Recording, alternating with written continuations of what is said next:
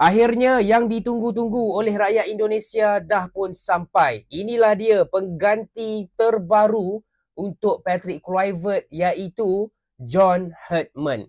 Okey, inilah dia guys, coach terbaru untuk timnas Indonesia. So sejak daripada semalam ramai orang Indonesia yang DM aku, komen suruh aku cerita pasal siapa dia ni, power ke tidak, experience ke tidak, apa pencapaian dia. So, jom kita cerita sikit pasal John Herdman ni. Sebelum tu, korang yang minat konten-konten sepak bola, tekan butang follow dekat sini dan tekan mantap. So, setelah melalui beberapa interview dengan PSSI, maka PSSI telah pun membuat keputusan. Inilah dia coach terbaru untuk timnas Indonesia, John Herdman. He's an English dia bukan orang Belanda nampaknya. Dia orang putih, orang UK lah, orang British. Dan dia yang dipilih untuk menggalas tanggungjawab yang sangat besar untuk membawa bola sepak Indonesia ataupun timnas Indonesia ke tempat yang lebih baik. Mungkin cuba untuk masuk World Cup pada tahun 2030. So, jom kita tengok sikit statistik John Herdman sepanjang karier dia sebagai coach. So, dia punya win rate, win dia adalah 49%, hampir separuh. Seri 12%, manakala kalah 39%. Okay. Dari segi formation, banyak juga formation yang dimainkan. Tapi, formation yang paling dia suka adalah 3-4-2-1. 3 at the back guys.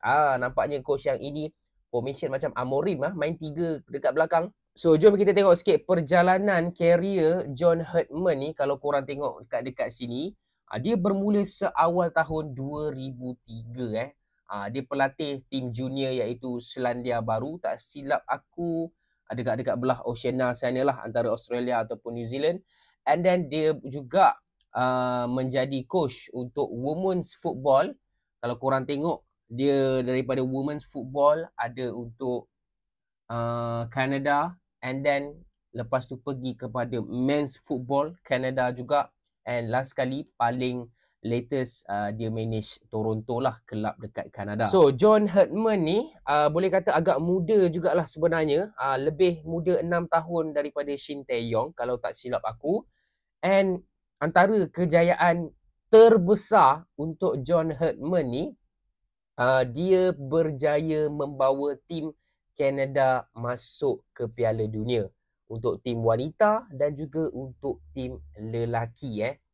So itu satu kejayaan yang besar lagi-lagi untuk tim lelaki. Sebab apa? Sebelum dia manage, Canada tak pernah masuk World Cup for the last 36 years. 36 tahun tak masuk. Bila dia jadi manager, dia berjaya ubah benda tu. Dia berjaya bawa Canada masuk World Cup lah. So itulah yang diharapkan oleh Indonesia. Tak pernah masuk World Cup, harapkan John Herdman dapat mengubah status tersebut. Bagi aku, dari segi statistik, dari segi pencapaian, memang hebat lah.